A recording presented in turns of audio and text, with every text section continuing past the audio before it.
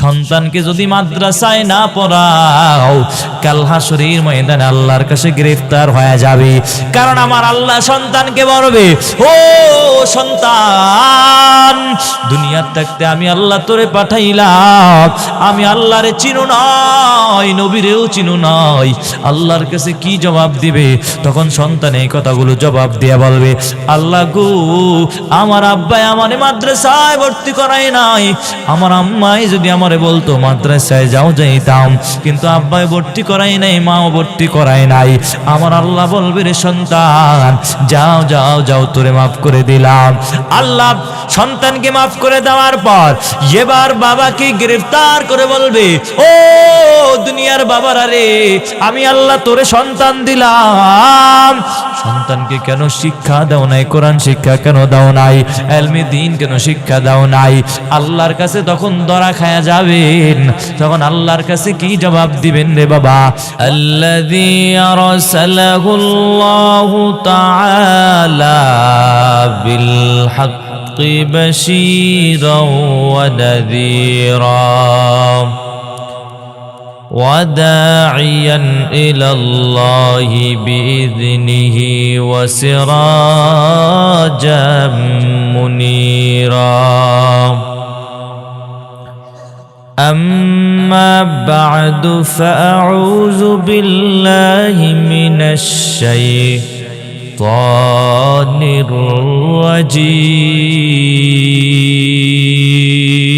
الرجيم بسم الله الرحمن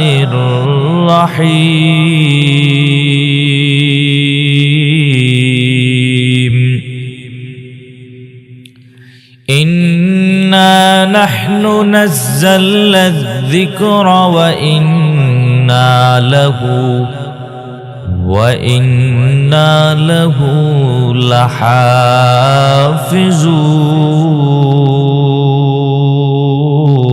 لحافظون وقال النبي صلى الله عليه وآله وسلم من قرأ حرفا من كتاب الله فله الحسنة والحسنة بعشر أمثالها وقال تعالى في شان حبيبه ومحبوبه ومعشوقه ومقصوده مخبرا وآمرا إن الله وملائكته يصلون على النبي يا أيها الذين آمنوا صلوا عليه وسلموا تسليما اللهم صل على روح محمد في الأرواح وعلى جسد محمد في الأجساد وعلى قلب محمد في القلوب وعلى قبر محمد في القبور قالوا سبحانك لا علم لنا إلا ما علمتنا إنك أنت العليم الحكيم توحید کی امانت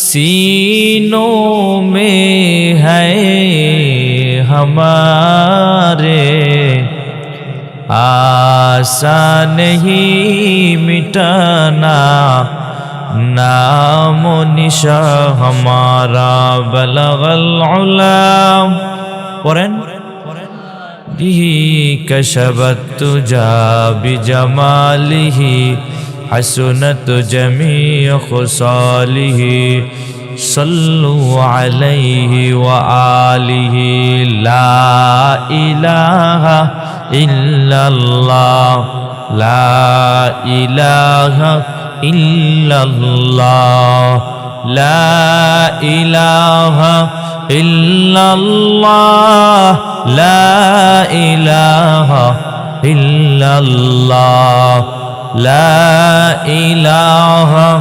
ইল্লাল্লাহ লা ইলাহা ইল্লাল্লাহ জোরে সেজদা করব না গায়রুল্লাহ সেজদা করব এক আল্লাহ লা ইলাহা ইল্লাল্লাহ লা ইলাহা ইল্লাল্লাহ লা ইলাহা ইল্লাল্লাহ লা ইলাহা ইল্লাল্লাহ লা ইলাহা ইল্লাল্লাহ সবাই পড়েন না তো হাতে করো হাতের কাম পায়ে করো পায়ের কাম জবানে শুধু বলো হে মুমিন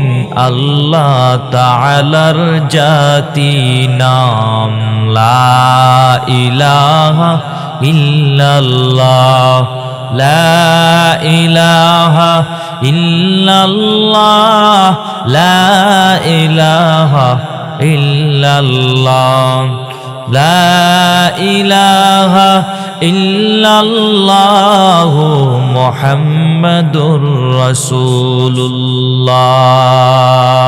कौनैन का मुख्तार खुदा तुमको बनाया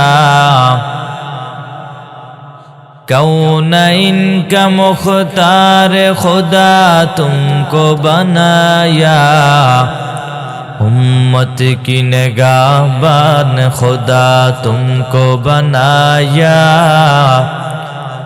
उम्मत की निगाहबान खुदा तुमको बनाया या रब मेरे आँखों में समा जाए मदीना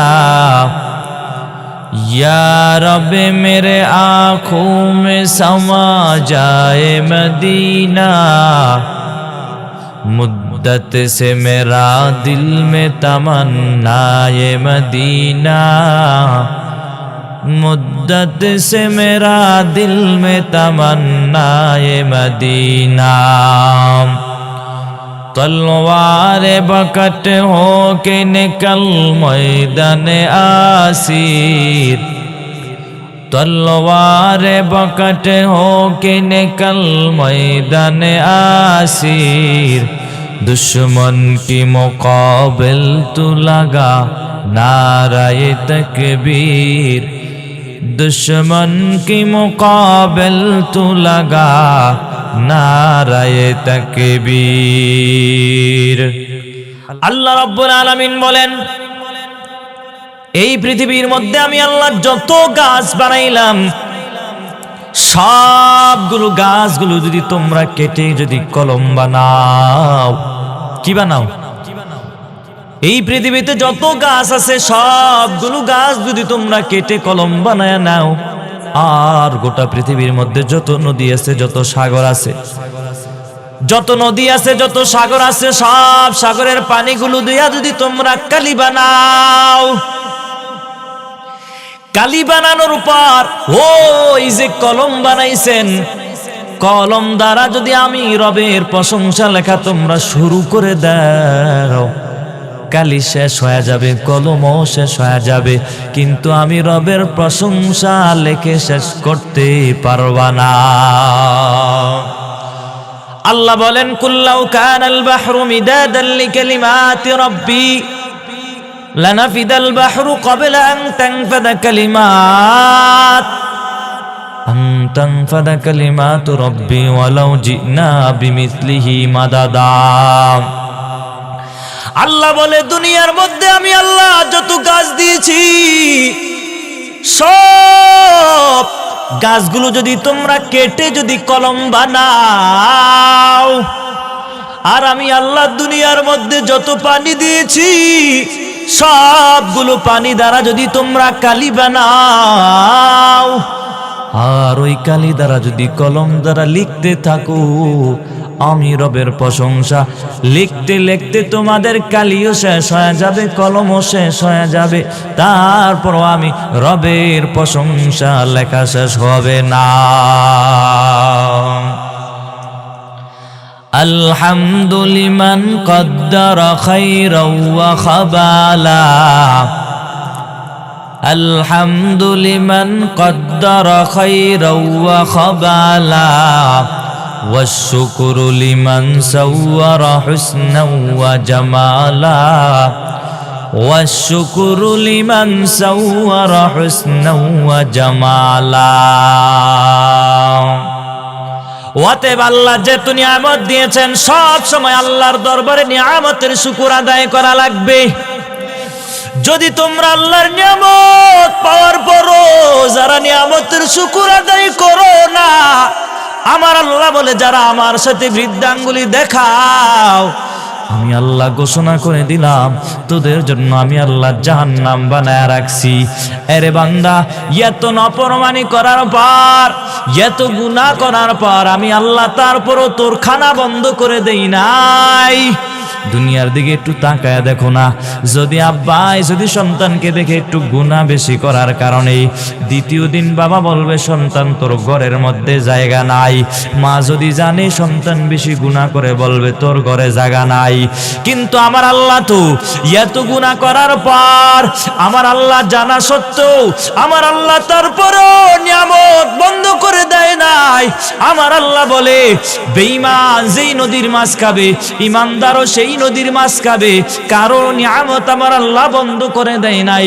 অতএব যে যে হালতে থাকবেন সব সময় আমার আল্লাহর প্রশংসা করে যদি আগায় যাও, আল্লাহ বলে রে বান্দা, নিয়ামতের শুকর আদায় করার কারণে আমি আল্লাহ নিয়ামতের বিনিময় তো নিয়ামত বাড়ায় দিব।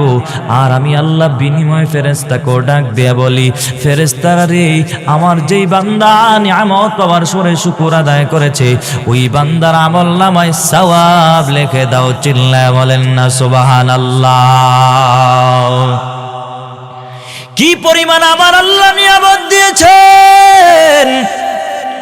কোনদিন আল্লাহর কাছে বলেন নাই আল্লাহ গো শেষ নবীর উম্মত বানায়েন। কোনদিন আল্লাহর কাছে বলি নাই আল্লাহ দুটো পাও আমারে দিয়েন, দুটো চক্ষু আমারে দিয়েন। আমার আল্লাহ দয়া করে মায়া করে তোমার সব কিছু দিয়ে দিলেন। আল্লাহ বলেন হাত কেন দিলাম রে, পাও কেন দিলাম, জবান কেন দিলাম? যেটা যেই কাজের জন্য ব্যবহার করা দরকার ওটা যদি ওই কাজে ব্যবহার না করা হয়, এর নামই তো আল্লাহর সাথে গাদ্দারি করা হয়। অতএব বান্দা, আমার আল্লাহ হাত দিয়েছেন, এই হাত দ্বারা ভালো কাজ ধরে ধরে করবি। আমার আল্লাহ চক্ষু দিয়েছে, এই চোখ দিয়ে ভালো কাজ দেখে দেখে আল্লাহর কালামুল্লাহ তেলাওয়াত করার জন্য আমার আল্লাহ চক্ষু দিয়েছেন। এই কাজ কোনো বেগানার দিকে নজর করার জন্য আমার আল্লাহ দেয় নাই। এই পাও আমার আল্লাহ গানের কোনো কনসার্টে যাওয়ার জন্য দেয় নাই। আমার আল্লাহ বলে পাও দিয়েছি রে, হেঁটে হেঁটে এমন একটা দামি মজলিসের মধ্যে যাবি, মসজিদের মধ্যে আমি আল্লাহর ঘরের মধ্যে যায়া কপালটা লাগায় লাগায় সেজদা দিবি। আমি আল্লাহ তো বান্দার জবানের দিকে তাকায় থাকি রে বান্দা, শুধু আমি আল্লাহরে আল্লাহ কয়ে ডাক দাও, আমি আল্লাহ তোর জীবনের সব গুনাহ খাতা আমি আল্লাহ মাফ করে দিব।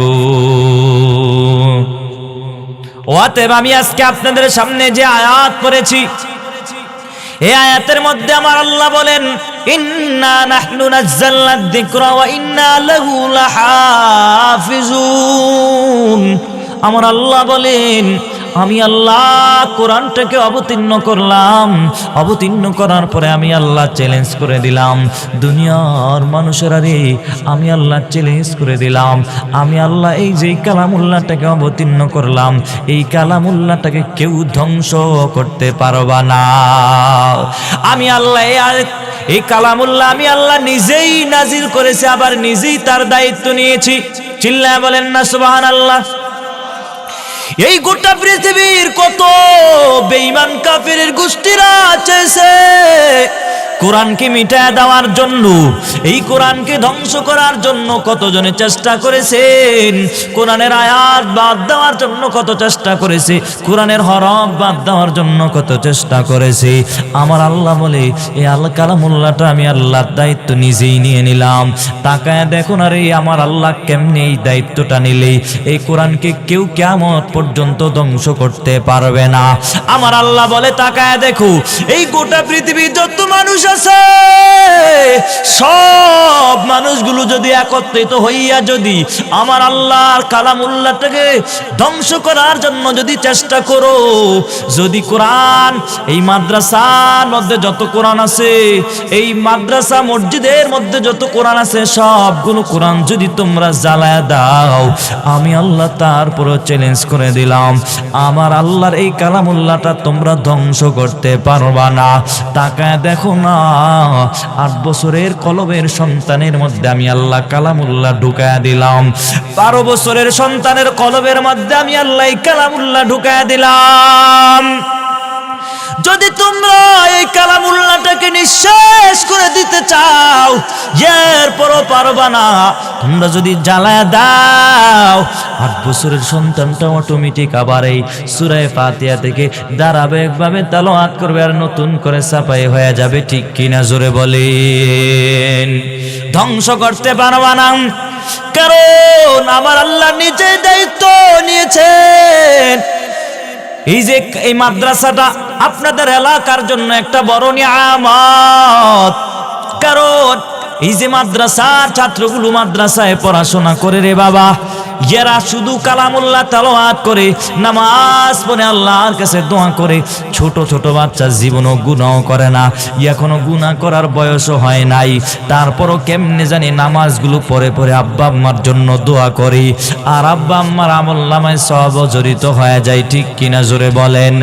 যারা এই যে কত বছর আগে তোমরা যারা মাদ্রাসার ব্যাপারে তহমত লাগাইছো, মাদ্রাসার ব্যাপারে বলেছো মাদ্রাসায় জঙ্গির ট্রেডিং হয়, মাদ্রাসার কত কিছু হয়, অথচ বাবা তুমি একটু মাদ্রাসায় ঢুকিয়া দেখবা, রাত্রিবেলা যখন তুমি ঘুমাও, বড় রাত্রিতে যখন তুমি ঘুমাও, একটু মাদ্রাসায় ঢুকিয়া দেখবা এই যে কনকনে শীত, এত কষ্ট করিয়া ছোট ছোট বাচ্চারা মাদ্রাসায় উঠিয়া সুন্দর করে ঠান্ডা পানি দিয়ে ওযু বানায়, ওযু বানাইয়া তারপরে 2-4 রাকাত তাহাজ্জুদ নামাজ পড়ি, কেমন জানি হাউমাউ করে চিল্লায় কান্না করে আর আল্লাহর কাছে দোয়া করে, দয়ার মালিক আমার আব্বারে মাফ করে দেন, আমার আম্মারে মাফ করিয়া দিয়েন, এমন করে করে দোয়া করি। এদের কারণেই তো আমার আল্লাহ আজকে আসমানটারে কি করে রাখছেন, খাড়া করায় রাখছেন, দাঁড় করায় রাখছেন। এই যে আমরা জমিন থেকে আসমানের দিকে তাকাইলে দেখি আসমান থেকে জমিন থেকে কোনো খুঁটি নাই, খুঁটি ছাড়া আমার আল্লাহ আসমান দাঁড় করায় রাখছেন। বিষয়টা এমন নয়, আমার নবী বলেন এই উম্মতরা রে, আসমানের যদি খুঁটি দেখো না, আসমানেরও একটা খুঁটি আছে, যে খুঁটিটা কি জানো নি? কারণ দুনিয়ার মধ্যে যদি আল্লাহ আল্লাহ বললে ওয়ালা লোক যদি না থাকে, আমি আল্লাহ কিয়ামত দিয়ে দিব, দুনিয়া ধ্বংস করে দিব। এই যে মাদ্রাসার মধ্যে ছাত্রগুলো আল্লাহর জিকির করে, তুমি বাড়ি নামাজ পড়ো না, কিন্তু মাদ্রাসার ছাত্ররা, ছোট ছোট ছাত্ররা মাদ্রাসায় কালামুল্লাহ তেলাওয়াত করে, এদের কারণেই তো আমার আল্লাহ গুনাহ দেয় না, এদের কারণেই তো আমার আল্লাহ আযাব দেয় না এলাকার মধ্যে। এই যে মাদ্রাসাটা কত বড় একটা নিয়ামত বাবা, এই যে মাদ্রাসা আমি আইসা খবর নিলাম, মাদ্রাসায় থেকে 4 জন হাফেজ সাহেব বের হবে, যাদের মাথায় পাগড়ি পরায় দেওয়া হবে রে, এদের মা বাবার কপালটা বড় ভালো। যেই মা বাবার সন্তানেরা হাফেজ হয়, ওই মা বাবার কপাল কত ভালো, কারণ কি জানেননি বাবা? নবী হাদিসের মধ্যে জানা আছেন একজন হাফেজের কি পরিমাণ দাম, একজন হাফেজ সাহেবের কি পরিমাণ দাম। আল্লাহ তাআলা হাসরের ময়দানে হাফেজ সাহেবকে অধিকার দিয়ে দিবে, রে হাফেজ সাহেব এমন 10 জনকে সুপারিশ করে জান্নাতে নিয়ে নাও যাদের উপরে আমার আল্লাহর জাহান্নাম ওয়াজিব হয়ে গেছে। এমন 10 জনকে সুপারিশ করে করে হাফেজ সাহেব জান্নাতের মধ্যে নিয়ে যাবে। শুধু তাই না, একজন আলেমের কি পরিমাণ দাম, একজন আলেম অগণিত মানুষকে সুপারিশ করে করে আল্লাহর জান্নাতের মধ্যে ঢুকায়া দিবেন। অতএব সন্তানকে যদি হাফেজ বানাইতে পারো, এই যে দেখেন না, যখন কত মানুষেরা বাবারা সন্তানের মাদ্রাসায় না পড়ানোর কারণে যখন বাবা দুনিয়া থেকে ইন্তেকাল হয়ে যায়, সন্তান দৌড়াইয়া মাদ্রাসায় যায় বলে, হুজুর গো আমার আব্বা দুনিয়া থেকে বিদায় হয়ে গেছে, আমার আব্বার জন্য একটু কোরআন খতম করায়া দেন না। যদি এমনটা করার জন্য আপনি মাদ্রাসায় যান, হুজুরও মাদ্রাসায় থেকে 10 জন হুজুর পাঠায়া দিল, যাও যাও মুখবাণীকে একটু কালামুল্লাহটা তেলাওয়াত করো। যতই হুজুর নেও তোমরা, হুজুররা তোমার আব্বার জন্য কান্না করবে না। যদি নিজের আদরের টুকরা সন্তানটারে মানুষ বানায়া আল্লাহর কালামুল্লাহ তেলাওয়াত যদি শিখাইতে পারতা, ওই মাদ্রাসায় যাওয়া লাগতো না, হুজুর বাড়াও করা লাগতো না, অটোমেটিক নিজের সন্তান লাশের পাশে বসে বসে বসে আল্লাহর কালামুল্লাহ তেলাওয়াত করতো। যখন কবরের সামনে দাঁড়াইয়া সন্তান কোনো দোয়া করে, আমার আল্লাহ ফেরেশতাকে ডাক দিয়ে বলে, রে ফেরেশতা একটু থাম, ওই দেখো না বাবার সন্তান কেন কবরের সামনে আসছে, যখন দোয়া করে রে আমার আল্লাহ সাথে সাথে তার কবরের আযাবকে বন্ধ করে দেয়। চিল্লায়া বলেন না সুবহানাল্লাহ। আর যদি সন্তানটাকে এমন মানুষ বানাইছো যেই সন্তানটার কারণে নিজেও গালি খাও, কবরে চলে গেছো, সন্তান মানুষের উপরে জুলুম করে, সন্তান ঠিক মতো নামাজ পড়ে না, মানুষের সাথে খারাপ আচরণ করে, এমন সন্তান যদি তুমি রেখে যাও রে, কবরের মধ্যে তোমার খালি আযাব হতেই থাকবে। এই জন্যই তো আমার মায়ার নবী বলেছেন, ইদা মাতাল ইনসানাইন কত আনহু আমালু, মানুষ যখন মরিয়া যায় তার সব আমল বন্ধ হয়ে যায়, মাত্র 3টা আমল জারি থাকে, এর মধ্যে একটা সদকায়ে জারিয়া। 2 নম্বরে কিন্তু আছে এমন একজন সন্তান যদি রেখে যায়, নিজেও কোরআন শিখছে, মানুষরও শিখাবে, তার দ্বারা মানুষ ফায়দা হাসিল করবে। কিয়ামত পর্যন্ত আপনার এই সন্তান যত কালামুল্লাহর যত খেদমত করবে, ইসলামের যত খেদমত করবে, এর অর্ধেক সওয়াব আপনার কবরে যেতেই থাকবে, যেতেই থাকবে, যেতেই থাকবে। চিল্লায় বলেন না সুবহানাল্লাহ। অতএব এই মাদ্রাসা এলাকার জন্য একটা বড় নিয়ামত, ঠিক কিনা জোরে বলেন? হ্যাঁ, অনেকে মাদ্রাসার বিরোধিতা করে, অনেকে হুজুরদের বিরোধিতা করে। বাবা হুজুরের বিরোধিতা কইরা কোনো লাভ নাই, কারণ আমার মায়ার নবী বলেছে, এখন তো আর নবী পাইবা না রে, এখন নবীদের ওয়ারিস সূত্রে ওলামায়ে কেরামদের কাছে যাও। ওলামায়ে কেরামের কাছে যদি ছাত্র না হতে পারো, ভক্ত হয়ে যাও, তাহলে দূর থেকে মুহাব্বত করো, কারণ ওলামায়ে কেরামকে মুহাব্বত করার কারণে আমার আল্লাহ তাআলা যখন হাসরের ময়দানে দেখবি আমার এই বান্দারা আল্লাহর বান্দাটা একমাত্র উলামায়ে কেরামকে আল্লাহর জন্য মুহাব্বত করেছি, ওই আল্লাহর বান্দা যদি হুজুর যদি জান্নাতি হয়ে যায়, হুজুর যদি তাকায় দেখে আমার এই বান্দারা দুনিয়া থাকতে আমার প্রতি ভালো মুহাব্বত ছিল, আল্লাহ গো আমি একা কেমনে জান্নাতে যাই, ওই আল্লাহর বান্দাকে আমার সাথে জান্নাতে দিয়া দাও। ওয়াতে আলেমের সাথে সম্পর্ক লাগাও, আলেমের সাথে যদি সম্পর্ক লাগা দাও, আমার আল্লাহ তোমার বড় দামি বানায় দিবেন। আমি যে আয়াত পড়েছি এই আয়াত আমার আল্লাহ বলে কালামুল্লাহটাকে আমি আল্লাহ নিজেই অবতীর্ণ করলাম, আবার নিজেই তার দায়িত্ব নিয়ে নিলাম। দুনিয়ার কোনো মানুষের আর আমার এই কালামুল্লাহকে ধ্বংস করতে পারবা না।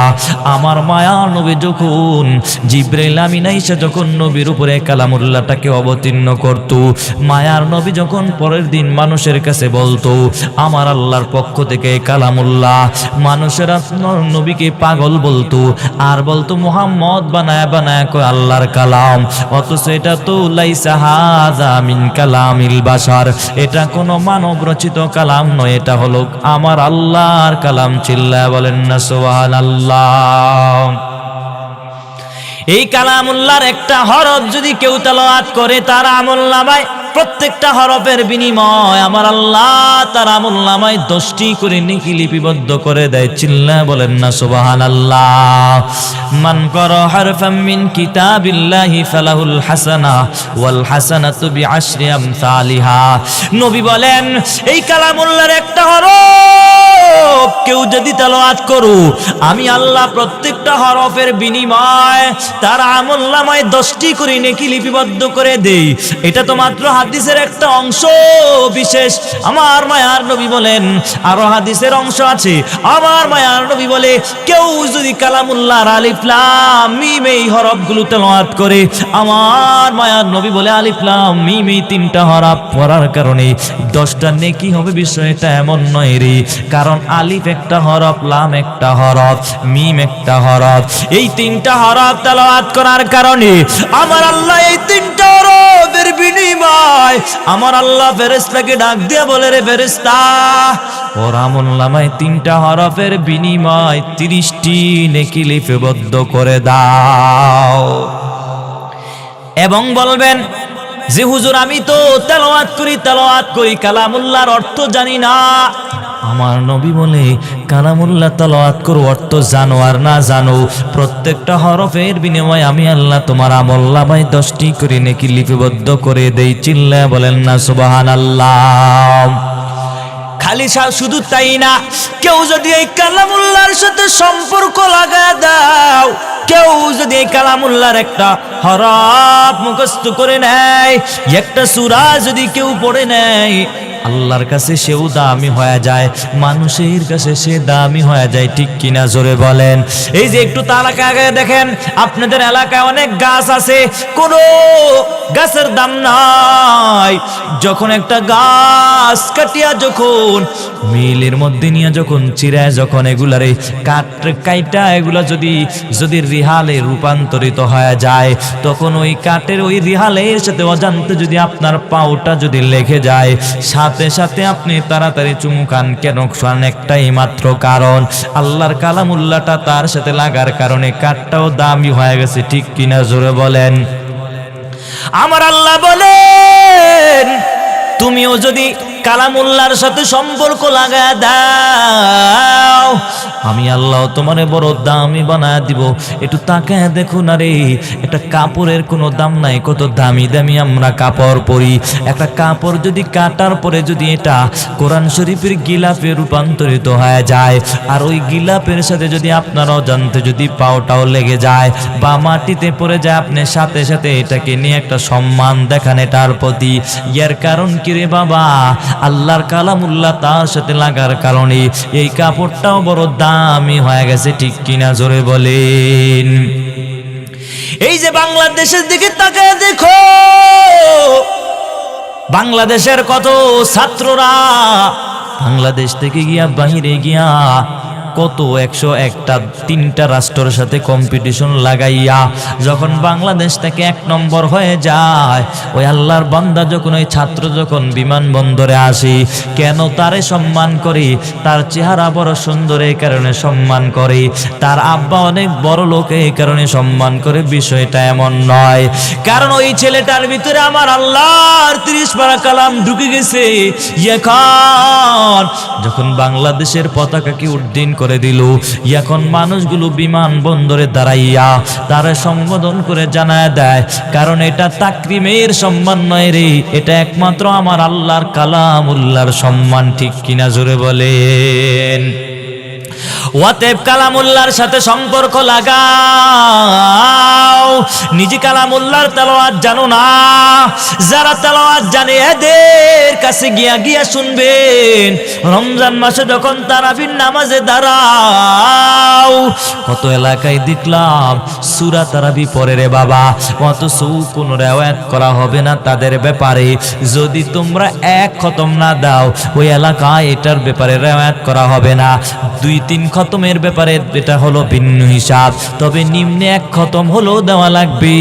কিন্তু এখন যে তোমরা এলাকায় সূরা তারাবি পড়ো, এই যে খতমে তারাবি থেকে তোমরা মাহরুম হয়ে যাও, অথচ এই যে পুরাটা বছর চলে গেল তুমি কালামুল্লাহর তেলাওয়াত জানো না, পড়তেও পারো না, এই জন্য পড়ো না, শোনো না কারো থেকে। রমজান মাসটা ইবাদতের মাস।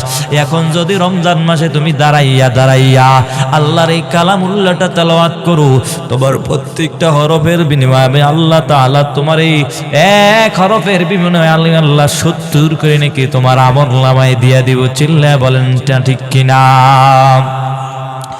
অতএব বাবা এই কালামুল্লাহর সাথে সম্পর্ক লাগাও। যত মানুষ এই কালামুল্লাহর সাথে সম্পর্ক লাগাইছে, ওই আল্লাহর বান্দা তত বেশি দামি হয়ে গেছে। এক আল্লাহর বান্দার ঘটনাটা একটু মনোযোগ দিয়ে শুনবেন। এক আল্লাহর বান্দা দিন আইনা দিন খায়, প্রতিদিন 500 টাকা হাজিরা পায়। এই 500 টাকা দিয়ে নিজের সংসার চালায়। একদিন হঠাৎ করে একটা বয়ান শুনতে পেরেছে, আমার আল্লাহর কালামুল্লাহটা বড় দামি, এই কালামুল্লাহটার দিকে যদি তাকায় থাকে তারপরও সওয়াব, এই কালামুল্লাহটাকে যদি ঘরে নিয়ে রাখে তারপরও এত পরিমাণ সওয়াব। এই আল্লাহর বান্দা কালামুল্লাহর এত প্রশংসা শোনার পর আজকে ওই আল্লাহর বান্দা চিন্তা করেছে, এতদিন কত টাকাই তো কামাইছি, কত টাকাই তো খাইলাম, আজকে যদি 500 টাকা যদি হাজিরা পাই, এই 500 টাকা আমি খাবো না, বাজারও করব না। এই 500 টাকা নিয়ে আল্লাহর বান্দা একটা লাইব্রেরিতে চলে গেছে। লাইব্রেরিওয়ালার কাছে গিয়া বলে, লাইব্রেরি ভাই, একটা কালামুল্লাহ তেলো আমার লাগবে, একটা কালামুল্লাহ আমার দিয়ে দাও। বলে হাদিয়া কত? বলে 350 টাকা হাদিয়া দিয়া দাও। 350 টাকা দিয়া আল্লাহর বান্দা এই কালামুল্লাহটাকে নেওয়ার জন্য প্রস্তুতি নিয়ে নিল। ও এই লাইব্রেরিওয়ালা বলতেছে, তুমি যে এই কালামুল্লাহটাকে নাও, এই কালামুল্লাহ কোনো নিচে রাখা যাবে না রে, এই কালামুল্লাহটা দামি জায়গায় রাখা লাগবে, উঁচু কোনো জায়গায় রাখা লাগবে, সুন্দর কোনো জায়গায় রাখা লাগবে। এই কথা বলার পর আমার আল্লাহর এই বান্দাটা কালামুল্লাহটাকে লাইব্রেরি থেকে নিয়ে রওনা হয়ে গেল বাড়ির উদ্দেশ্যে। বাড়ি যাওয়ার পর স্ত্রী সাহেব আমার কাছে বলে, প্রতিদিন তো বাজার খাই, আজকে বাজার আনতে পারলাম না, আজকে এমন একটা দামি জিনিস নিয়ে আসিস রে, যেই দামি জিনিসটা ঘরে রাখলো সওয়াব, টাকায় থাকলো সওয়াব, এমন একটা দামি জিনিস নিয়ে আসছি। বলে কি নিয়ে আসছো রে একটু বলো। বলে এমন একটা দামি কিতাব, আমার আল্লাহর এমন একটা দামি কিতাব, যেই কিতাবটার কথা খালি এতদিন শুনতাম, এখন নিজেই ঘরের মধ্যে নিয়ে আসলাম। কিন্তু আনার পর, কারণ আল্লাহর বান্দা তো শুনছে কালামুল্লাহটাকে খারাপ কোনো জায়গায় রাখা যাবে না, রাখতে হলে কোনো উঁচু জায়গায় রাখা লাগবে, পরিষ্কার জায়গায় রাখা লাগবে, পবিত্র কোনো জায়গায় রাখা লাগবে। এই জন্য আল্লাহর বান্দা চিন্তা করছি, এদের ঘরটা ভালো না, ভাঙ্গাচুরা একটা ঘর, ভালো একটা জায়গাও নাই, কালামুল্লাহটা কোন জায়গায় রাখবে। স্ত্রী সাহেবা পরামর্শ দেয়, তুমি যেই কালামুল্লাহটা আনছো, যেই জায়গা থেকে আনছো, ওই জায়গায় ফেরত দিয়া দাও। এবার আজকে তো রাত্রিবেলা হয়ে গেল, সিদ্ধান্ত করলো দুজনে, স্বামী স্ত্রী বসে চিন্তা করলো, পরামর্শ করলো কি করা যায়। এবার স্বামীও পরামর্শ দিয়েছে, স্ত্রী আমার, অর্ধরাত পর্যন্ত তুমি অজু বানাইয়া পবিত্র অবস্থায় কালামুল্লাহটাকে নিয়ে দাঁড়ায়া থাকবা, বাকি অর্ধেক রাত পর্যন্ত আমি দাঁড়ায়া থাকবো। স্বামী অর্ধরাত পর্যন্ত জাগায়া থাকবে, জাগ্রত থাকবে, বাকি অর্ধরাত্রি স্ত্রী সাহেবা জাগ্রত থাইকে কালামুল্লাহটাকে দাঁড়ায়া রাখবি, উঁচু জায়গায় রাখা লাগবে। পরামর্শ করার পর এবার স্বামী প্রথম রাত্রে অজু বানাইয়া নামাজ পড়িয়া রে কালামুল্লাহটাকে নিয়ে দাঁড়ায় আসে।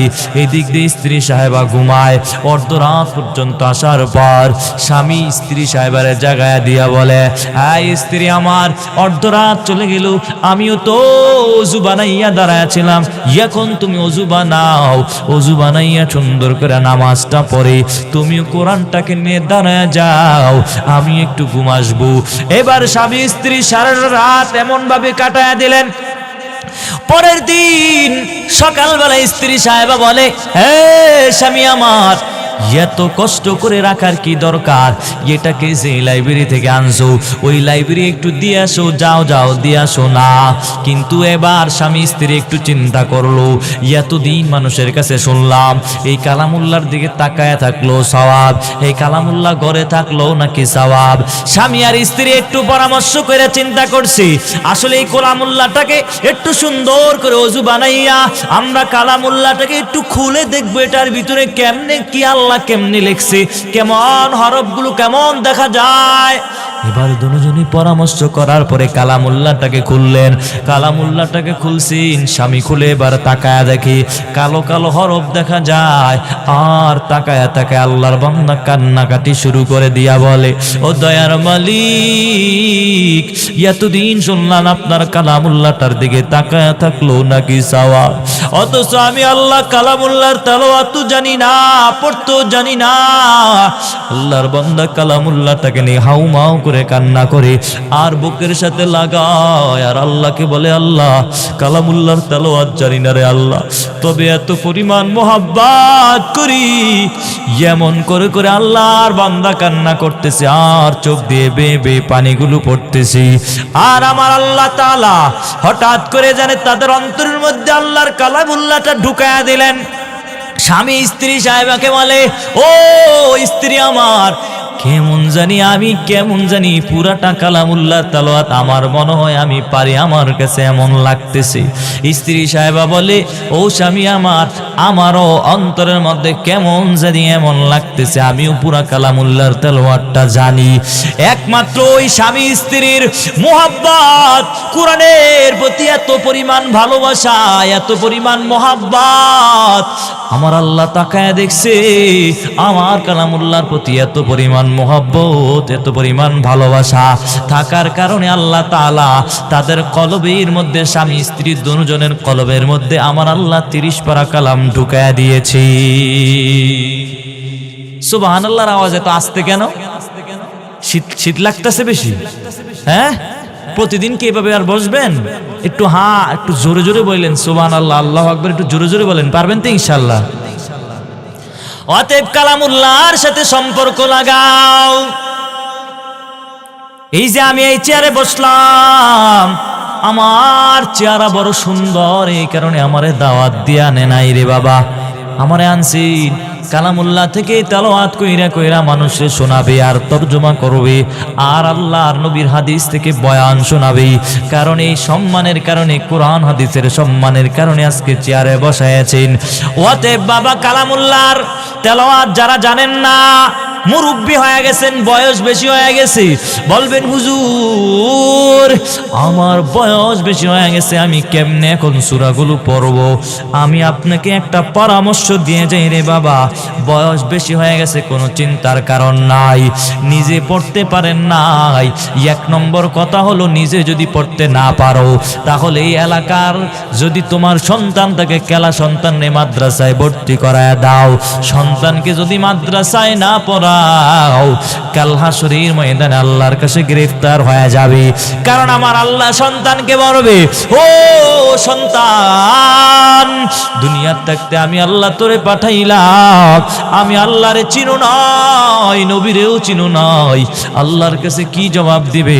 তখন সন্তান এই কথাগুলো জবাব দিয়ে বলবে, আল্লাহ গো, আমার আব্বাই আমারে মাদ্রাসায় ভর্তি করায় নাই, আমার আম্মাই যদি আমারে বলতো মাদ্রাসায় যাও যাইতাম, কিন্তু আব্বাই ভর্তি করাই নাই, মাও ভর্তি করাই নাই। আমার আল্লাহ বলবে, রে সন্তান, যাও যাও যাও, তোরে মাফ করে দিলাম। আল্লাহ সন্তানকে মাফ করে দেওয়ার পর এবার বাবাকে গ্রেফতার করে বলবে, ও দুনিয়ার বাবারা রে, আমি আল্লাহ তোরে সন্তান দিলাম, সন্তানকে কেন শিক্ষা দাও নাই? কোরআন শিক্ষা কেন দাও নাই? ইলমে দ্বীন কেন শিক্ষা দাও নাই? আল্লাহর কাছে তখন ধরা খায়া যাবেন, তখন আল্লাহর কাছে কি জবাব দিবেন রে বাবা? ওয়াতেব নিজেও যদি কালামুল্লাহর তেলাওয়াত না জানো, কারণ এই কালামুল্লাহর তেলাওয়াত যদি না জানো, কারণ নামাজ সহি হওয়ার জন্য প্রথম নম্বর শর্ত হলো কোরআনের তেলাওয়াত সহি হওয়া লাগবে। এখন যদি আপনার তেলাওয়াত সহি না থাকে রে, নামাজ যতই পড়ো, নামাজ যতই পড়ো, তোমার নামাজ আল্লাহর দরবারে কবুল হবে না। ঠিক কিনা জোরে বলে? অতএব কালামুল্লাহর তেলাওয়াতটাকে শুদ্ধ করে নাও। বয়স বেশি হয়ে গেছে, এলাকার হুজুরের কাছে যাও, মসজিদের ইমাম সাহেবের কাছে যাও, গিয়া বলবেন হুজুর গো, এই যে জীবনটা কাটায় দিলাম, হায়াতটা অনেক বেশি হয়ে গেছে, কিন্তু বুড়া হয়ে গেলাম হুজুর গো, নামাজ কি পড়ি জানি না। এখানে কত মানুষ আছেন রে, ঠিক মতো জানাজার নামাজের নিয়তটাও জানে না, জানাজার নামাজ কেমনে পড়া লাগে সেগুলো জানে না। তুমি যে জানো না, তোমারও তো একদিন দুনিয়া থেকে বিদায় হওয়া লাগবে। এই যে নেক আমল ছাড়া যদি দুনিয়া থেকে বিদায় হয়ে যাও, আমার আল্লাহ বলে দুনিয়ার মধ্যে আখিরাতের বাজার করার জন্য আমি আল্লাহ পাঠাইলাম, কিন্তু আখিরাতের বাজার না করিয়া যদি যাও, ওই কবরের মাটির চাপ সহ্য করতে পারবা না। অতএব কালামুল্লাহর তেলাওয়াত যদি নিজে না জানো, শিখার জন্য চেষ্টা করো, যারা পারে এদের কাছে যাও, গিয়া যদি তেলাওয়াতটা শুদ্ধ করে নিতে পারো, আল্লাহর কাছেও বড় দামি হয়ে যাবে। ঠিক কিনা জোরে বলেন? কারণ আপনি নামাজ পড়তে গেলেও আপনার কালামুল্লাহর তেলাওয়াত লাগবে নি। বলেন, কত মানুষ মুসলমানের ঘরে আসছেন, কিন্তু আসার পরও আজকে আল্লাহ হিন্দুর করে তোমারে পাঠায় নাই, কিন্তু তারপরও কালামুল্লাহর তেলাওয়াতটা তুমি শিখো নাই রে। আল্লাহর কাছে কি জবাব দিবেন? আল্লাহর কাছে জবাব দেওয়ার আগে আগে নিজের হায়াতটার দিকে একটু তাকায় দেখেন না। আমি এত বুড়া হয়ে গেলাম, এখনো পর্যন্ত দোকানে বসে বসে আরেকজনের ব্যাপারে গীবত গায়। বিড়ির মধ্যে এই যে বিড়ি নিয়া চাচা জানের এক ঠ্যাং কবরে চলে গেছে, এক পাও কবরে চলে গেছে, এরপরও দোকানে পাড়ে বসে বসে সার ওয়ার্ডার দিয়া বিড়িটা থুতনির মধ্যে লাগাইয়া টান দেয় আর অমুক বাড়ির নামের ব্যাপারে গীবত গায়। ঠিক কিনা? এমন লোক আছে না নাই? যারা দোকানে বসে আরেকজনের ব্যাপারে গীবত বলো, বুড়া হয়ে গেছে, দাড়িগুলো পেকে গেছে, কিন্তু এরপরও টিভির সামনে বসে বসে টিভি চায়, এমন লোক সমাজের মধ্যে আছে না নাই রে বাবা? এই মুরব্বী চাচা, আপনার দাড়ি পেকে গেছে, এখনো পর্যন্ত আপনি সোজা হন নাই, অথচ শেখ সাদি রহমতুল্লাহ আলাইহি বলেছেন, হে বুড়ার দল, ওই আওয়াজটা আসার আগে আগে নিজেরে শুদ্ধ করে নাও। এমন একটা আওয়াজ আসবে একদিন হঠাৎ করিয়া, মসজিদের আওয়াজ চলে আসবে, মাইকে এলান করবে, মুয়াজ্জিন সাহেব এলান করে বলবে, অমুক বাড়ি নিবাসী অমুক বাড়ির আব্দুল কুদ্দুস সাহেব আর নাই। এই এলানটা আসার আগে আগে নিজেরই সংশোধন করে নাও। যদি সংশোধন না করো রে, কবরের জিন্দেগি বড় কঠিন অবস্থা হবে। কঠিন অবস্থা সহ্য করতে পারার তোমার আমার ক্ষমতা নাই। অতএব আজকের আলোচ্য বিষয় কি? কালামুল্লাহর তেলাওয়াত জানা লাগবে। এই কালামুল্লাহটা কেমন দাম? আগেই বললাম, এই কালামুল্লাহর সাথে যদি সম্পর্ক লাগাও, নিজে তেলাওয়াত জানো না, একজন হুজুরের সাথে যদি সম্পর্ক লাগায় দাও, আমার আল্লাহ তোমারে দামি বানায় দিবেন। আজকের এই মাহফিল দিয়েছেন, যদি মাহফিল থেকে কোনো আমল যদি আপনারা না নিয়ে যেতে পারেন, এই মাহফিল দিয়ে কোনো লাভ নাই, কোনো লাভ নাই। যদি আমল নিয়ে নিতে পারেন, তাহলে এই মাহফিল দিলে তাহলে সার্থক হবে। আর যদি সবাই শুধু একাত্রে আসেন যে বক্তার সুর ভালো নেই, বক্তা ওয়াজের মধ্যে কেমন টান দিতে পারলো, বক্তা কেমন কথা বললো, একটু আগামীকাল আমরা বললাম, যদি এমন নিয়তে বয়ান শুনেন, আশ্বিন কালো আপনার ভিতরে হেদায়েত আসতে পারে না। ঠিক কিনা জোরে বলেন? অতএব যেহেতু এই ময়দানে বসতেন, আমিও আপনাদের সামনে কথা বলছি, আমার পরামর্শ আপনাদের কাছে থাকবে, যদি নিজের সন্তান থাকে, আমি বলি না বাবা, সন্তানরে কলেজ থেকে বাদ দিয়ে মাদ্রাসায় নিয়ে আসেন, স্কুল থেকে বাদ দিয়া মাদ্রাসায় পড়ান, আমি শুধু একটাই কথাই বলবো, বাবারে এই সন্তানের যতটুকু এলেম দিনী এলেম শিক্ষা করা তার উপরে ফরজ। কারণ আমার নবী বলেছেন প্রত্যেকটা নরনারীর উপরে দিনী এলেম অর্জন করা ফরজ। যদি ওই ফরজের পরিমাণ যদি তুমি আদায় না করে দাও, কারণ আমার আল্লাহর কাছে ধরা খায়া যাইবারে। অতএব সন্তানটাকে নুরানি মাদ্রাসায় ভর্তি করাও। এই যে দেখো না কত সুন্দর সুন্দর ছাত্রদেরকে আজকে দেখবেন, এদের মাথায় পাগড়ি পরানো হবে, এরা পাগড়ি নিয়ে নিবে আর এই কালামুল্লাহর তেলাওয়াতটা তাদের ভিতরে ঢুকাইছে। এই 30 পারা কালাম যে কেউ ইচ্ছা করলেই ভিতরে নিতে পারে না। আমার আল্লাহ যাকে মহাব্বত আর যাকে ভালোবাসেন তাকে মাত্র আল্লাহর এই সম্পদটা তার সিনার মধ্যে আমার আল্লাহ দান করে দেয়। ওয়াতে ভালো করে শুনবেন, যারা কালামুল্লাহর তেলাওয়াত জানে রে, যারা ঠিক মতো তেলাওয়াত না করে, এদের থেকে যদি কালামুল্লাহ বদদুয়া দিয়ে দেয়, একদিন যদি কালামুল্লাহ সরে যায়, আমার আল্লাহর কাছে কালামুল্লাহ নালিশ করে বলবে, আল্লাহ গো এত দামি একটা সম্পদ তার সিনার মধ্যে আল্লাহ আপনি দিলেন, আমি কোরআনকে তার সিনার মধ্যে দিয়া দিলেন, ঠিক মতো তেলাওয়াত করে না। কিন্তু যারা প্রকৃতপক্ষে মুমিন, এদের সামনে যদি আল্লাহর কালামুল্লাহ তেলাওয়াত করা হয়, ইন্নামাল মুমিনুনা আল্লাযীনা আমানু ইযা যুকিরাল্লাহু ওয়াজিলাত কুলুবুহুম ওয়া ইযা তুলিয়াত আলাইহিম আয়াতুহু যাদাতহুম ঈমানা। আমার আল্লাহ বলে যারা প্রকৃতপক্ষে মুমিন, এদের সামনে যখন আল্লাহর কালামুল্লাহ তেলাওয়াত করা হবে রে, এদের সাথে সাথে অন্তরটা কাঁপন দিয়ে উঠবে, কেঁপে উঠবে। দ্বিতীয় আরেকটা সিফাত তাদের থাকবে, এদের সামনে যখন আল্লাহর কালামুল্লাহ তেলাওয়াত করা হবে, ওয়াইদা তুতলা আলাইহিম আয়াতুনা যাদাতহুম ঈমানা, এদের সামনে যখন আল্লাহর কালামুল্লাহ তেলাওয়াত করা হবে, এদের ঈমানটা বৃদ্ধি হয়ে যাবে। ঠিক কিনা জোরে বলেন। এখন যে আপনাদের সামনে কালামুল্লাহ তেলাওয়াত হয়, আপনারা মনোযোগ দিয়ে শুনতে চান না। অথচ কত মানুষ দেখলাম কালামুল্লাহর তেলাওয়াত চলে, বসে বসে কথা বলে, বয়ানের মধ্যে কালামুল্লাহর তেলাওয়াত শোনে না, ঠিক মতো মনোযোগ দিয়ে শোনে না। অথচ আমার আল্লাহ বলে, বান্দারি কালামুল্লাহটা এত পরিমাণ দামি, যেই বান্দারা তেলাওয়াত করবে ওই বান্দা যেই পরিমাণ সওয়াব পাবে, তুমি শোনার কারণে তোমার আমলনামায় সেই পরিমাণ সওয়াব আমার আল্লাহ দিয়ে দিবেন। অতএব আপনাদের এই এলাকাটা বড় ভাগ্যবান। এই যে মাদ্রাসায় আমি আইসা যখন ঢুকলাম, মাদ্রাসার বাগানের দিকে তাকায় দেখলাম কত সুন্দর, মনে হয় যেন একটা আলাদা ধরনের একটা পরিবেশ দেখা গেল। ঢুকার পর আমি জিজ্ঞাসা করলাম, কয়জন ছাত্র এখান থেকে আজকে পাগড়ি নেবে? বলছে হুজুর 4 জন ছাত্রর মাথায় পাগড়ি প্রদান করা হবে। এটা এলাকার বড় একটা সৌভাগ্যবান, কারণ এই ছাত্রগুলো পাগড়ি নিয়ে যখন আজকে তো হাফেজে কোরআন হয়ে গেল, এই এক সময় তারা সারা বাংলাদেশের মধ্যে খেদমত করবে, কোরআনের খেদমত করবে, আর এলাকার একটা সুনাম হয়ে যাবে।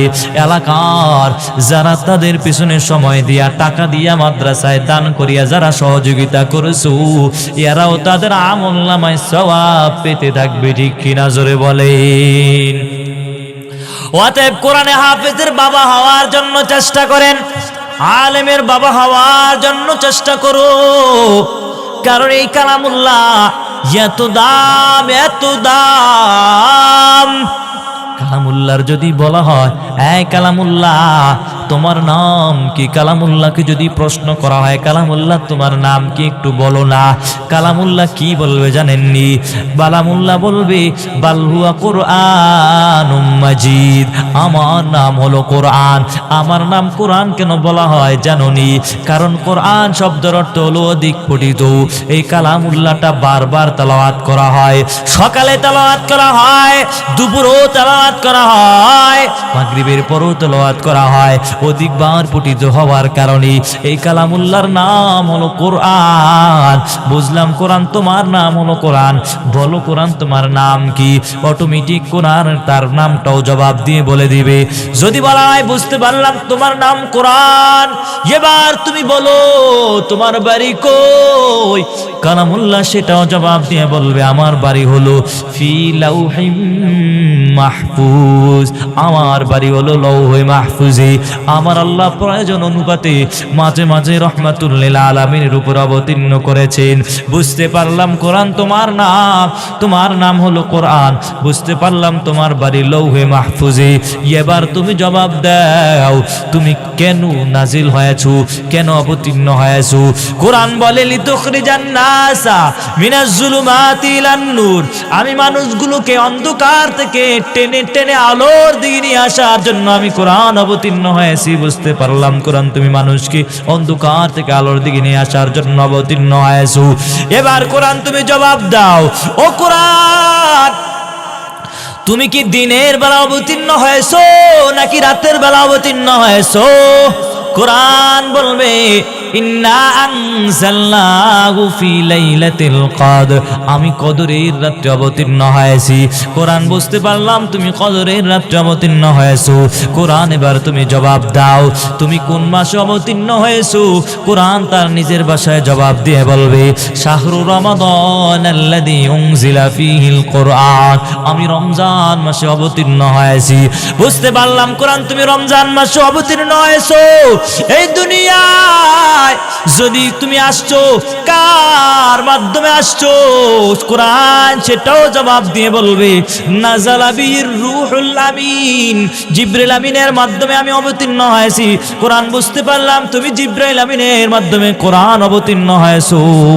কোরআন বুঝতে পারলাম তুমি জিবরাইল আমিনের মধ্যে অবতীর্ণ হয়েছো। কোন জায়গা অবতীর্ণ হয়েছো? কোরআন সেটাও নিজের ভাষায় জবাব দিয়ে বলবে ওয়া আমিনু বিমা নুজিলা আলা মুহাম্মদ, আমি মুহাম্মদ সাল্লাল্লাহু আলাইহি ওয়াসাল্লামের উপর অবতীর্ণ হয়েছি। চিল্লায় বলেন না সুবহানাল্লাহ।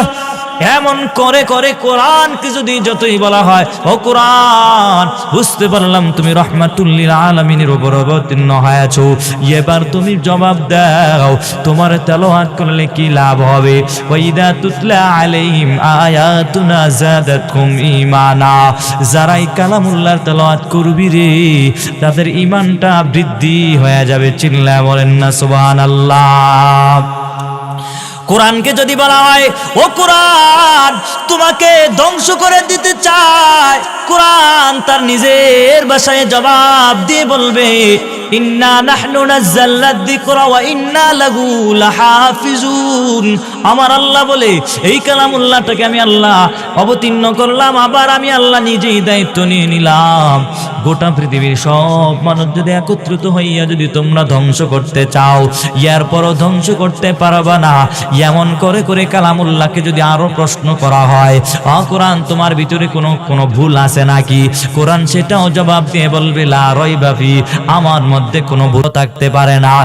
এমন করে করে কোরআনকে যত প্রশ্ন করা হবে কোরআন সব কিছুর জবাব দিয়ে দিবেন।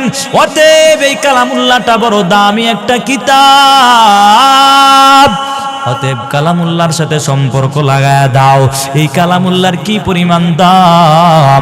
একমাত্র কালামুল্লাহর কারণে হযরতে ওমর রাদিয়াল্লাহু তাআলা আনহু ইসলাম ধর্ম গ্রহণ করেছেন। এই আপনারা কথা শুনেন না কেন? আমি যে কথা বলছি আপনারা একদিকে তাকায় থাকলে তো আপনারা কথা বুঝবেন না। পরের দিন সকালে কইবেন হুজুর কি কইলো, আগাও বুঝলাম না গোড়াও বুঝলাম না। অতএব আমি আলোচনা এখনই শেষ করে দিব। হুজুর যদি স্টেজে চলে আসছে 5 মিনিটের মধ্যে আমি শেষ করে দিব। আপনারা মনোযোগ দিয়ে শুনেন আমাদের। হ্যাঁ, ও পাগড়ি দেওয়া হবে 5 মিনিটের মধ্যে, আমি কথা ছেড়ে দিচ্ছি। আল্লাহর নবীর একজন সাহাবী এই কালামুল্লাহর তেলাওয়াতের কারণেই কিন্তু ইসলাম ধর্ম গ্রহণ করেছেন। আপনারা ভালো করিয়া শুনছেন, ইমাম সাহেব খতিব সাহেব জুমার মধ্যে আলোচনা করেছেন। আপনারা প্রায় সময় আলোচনাটা এই ঘটনাটা আপনারা শুনেছেন। হযরত ওমর রাদিয়াল্লাহু তাআলা আনহু যখন আবু জাহেল ঘোষণা করেছে কে নবীর কল্যাণ আনতে পারবে, কে নবীর কল্যাণ এনে কেটে আমার কাছে আইনা দিতে পারবে, এই কথা বলার পর কেউ পারবে না, কেউ সাহস করতে পারে না। একজন ব্যক্তি দাঁড়ায় বলছে আমি পারবো। কে সে? ওমর। আর আবু জাহেল বলে ওমর তুমি পারবা, অতএব যদি তুমি নবীর গর্দান এনে দিতে পারো তোমাকে 100 উট হাদিয়া দেওয়া হবে। ওটের মধ্যে আবার লাল ওট আছে, কালো ওট আছে, কিন্তু লাল ওটের কথা কেন বলছেন? কারণ লাল ওটের দাম বেশি। আবু জাহেল ঘোষণা করেছে নবীর কল্লা এনে যদি দিতে পারো রে তোমার 100 উট হাদিয়া দেওয়া হবে। এই কথা শোনার পর ওমর রাদিয়াল্লাহু তাআলা আনহু তরবারি নিয়ে রওনা হয়েছেন নবীর গর্দান আনার জন্য। নবীর কল্লাই না আবু জাহেলের হাতে দিবে, এই রওনা হয়ে গেল তরবারি নিয়ে। রাস্তায় হঠাৎ করে একজনের সাথে সাক্ষাৎ। এই ওমর তুমি কই যাও? তরবারি নিয়ে কই যাও রে? কই নবীর কল্যাণার জন্য যাই। কেন রে নবীর কল্যাণার জন্য যাও? নবী আমাদের ধর্মের বিরুদ্ধে কথা কয়, নবী আমাদের বিরুদ্ধে কথা কয়, এই জন্য নবীর গর্দান উড়ানোর জন্য যাইতেছি। ওই আল্লাহর বান্দা বলে তুমি নবীর গর্দান উড়ানোর জন্য যাও, অথচ তোমার ঘরের লোকের আগে খবর নাও, তোমার ঘরের মানুষ তো মুহাম্মদের কালেমা পড়ে মুসলমান হয়ে গেছে। বলে তাই নাকি? এই কথা শোনার পর ওমরের মেজাজটা গরম হয়ে গেছে। ওমর এবার নবীর গর্দান আনার জন্য না গিয়ে বোনের বাড়ির দিকে রওনা হয়ে গেল। যাইতে যাইতে বরির বাড়ির দরওয়াজার সামনে গিয়া দরওয়াজায় নক করছে, দরওয়াজা খুলে না। আর ভিতরে কালামুল্লাহর তেলাওয়াত করতেছিল বোন, আর বোনের তার ভগ্নিপতি কালামুল্লাহর তেলাওয়াত করতেছিল। আর যখন দরজায় আওয়াজ করছে মাত্র তারা পৃষ্ঠাগুলো লুকায় ফেলছে। লুকানোর পর এবার দরওয়াজা খুলছে। দরওয়াজা খোলার পর ওমর তরবারিটা বের করে বলে রে বোন দেখছো আমার হাতে কি? বলে হ্যাঁ দেখছি তরবারি। তুমি নাকি মুহাম্মাদের কালেমা পড়েছো? বলে হ্যাঁ আমি মুহাম্মাদের কালেমা পড়েছি। কেন তুমি মুহাম্মাদের কালেমা পড়েছো? আমার হাতে দেখছো? বলে হ্যাঁ তরবারি। তাড়াতাড়ি মুহাম্মাদের কালেমা ছাড়ো, নতুবা তোমার অবস্থা বড় খারাপ হয়ে যাবে।